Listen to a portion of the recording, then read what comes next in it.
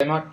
Taking a look here at your instrument, your questionnaire, and I would first maybe see about bringing the information about the university, and if you can make that a little bit smaller. It looks like it's taking up a good portion of your paper here, so you might make the logo a little bit smaller, or maybe bring this over to the right and bring up your text towards the center, maybe single space instead of double space, just to give you a little bit more space here. And looking at your information here, it looks like you're including only the teacher's name, but think about any additional information about the teacher, about the context of the school. For example, the level of the students, the age group, the institution, perhaps.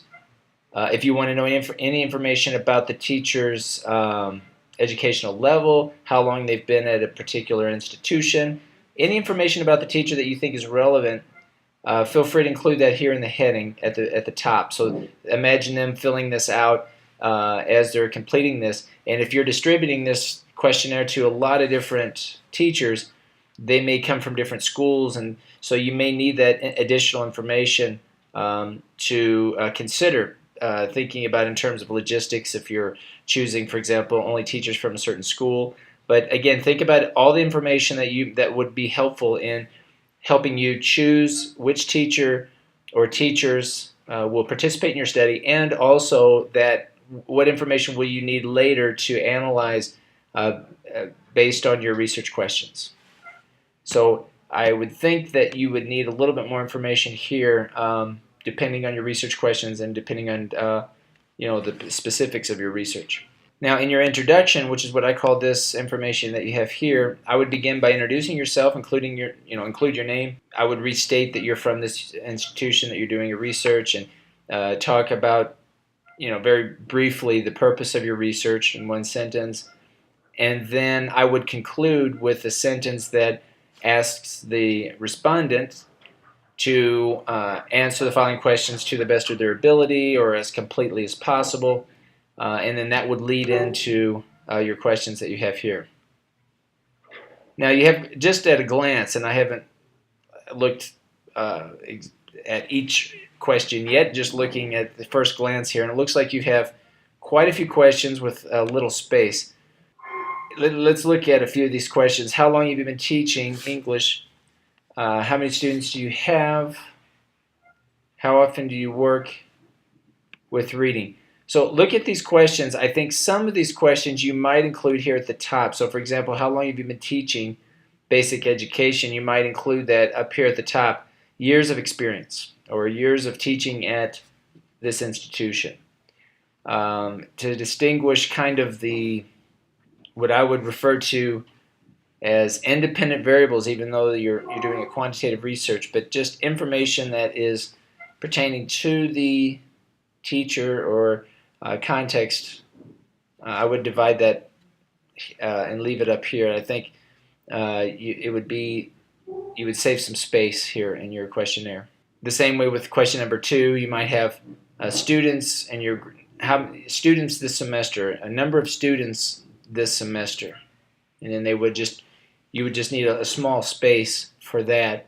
And again, if you include it here at the top, you could save space here towards the bottom where you really wouldn't need this much space to answer this question. Now, when you begin talking about or introducing questions that directly relate to your research questions, then I would include these here at the bottom. And here in this question number 3, maybe instead of how often, maybe just a question: how do you work with reading in your class? How do you promote reading comprehension in your class? And you might have a note as to how often, so that they just don't mention how often, but that they go into a little bit more detail. So looking here at this question, I think you can combine these questions. How do you promote reading, and how often do you work with reading? I think you can combine these two questions and save some space. Question number 4, check your grammar.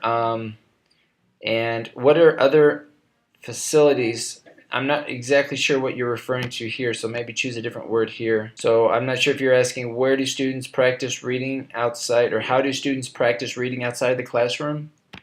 Is that what you're asking? This question number 4 for me is not, I think you can restate it in a way that's a little bit more specific. a little bit clearer. Now, what are your goals for reading activities? Are you asking from the teacher standpoint or for the student's standpoint? And it's kind of a general question. You may say, how do you promote or how do you state your goals for reading activities, or what are the goals for the students for their reading activities? So take a look at this question here, and I would rework question number 6. Question number 8, are your students familiarized with reading? Or perhaps ask, are your students used to reading? This is very much like question number 7, but you can divide this up. But I would say, are they used to reading? And specify, are they used to reading English as a second language? Or are you asking, are they used to reading in Spanish in general? I would make that more specific. And the rest of your questions are fine, except I would look at question number 12. It looks very much like question number 4, and I also have kind of the same doubts about the specifics of this. Again, using the word facilities, maybe use a different word, but I think you can eliminate this because it looks very much like question number 4. So take a look at that. If you're meaning something else, then maybe articulate it or phrase it in a different way for question number 12. So in general, I think it looks okay. Consider some of the comments that I'm making here, and just make sure you have enough space for the teacher to write. And it looks like you have quite a few questions. If you can limit it, and in fact, piloted this with a couple of teachers beforehand to see how they answer, and then you could kind of see if you're getting the responses that you expect. And it would also help to ask those teachers if they have any general comments or feedback that they can provide, or any questions for them that were difficult or maybe time-consuming. And that way you can also see how long it typically takes them to answer the questionnaire, and again, any problems that they had, or unexpected answers that you might have, that you might receive. So I would definitely pilot this and see how that goes as well. Considering my comments, I would make some of these changes. And yeah, then we can go from there. Once you have these results, or if you do have any other questions, feel free to contact me or come by my office. We can discuss this further. But I would definitely consider trying to get a pilot in so that you can get some helpful feedback on how teachers are responding to your instrument.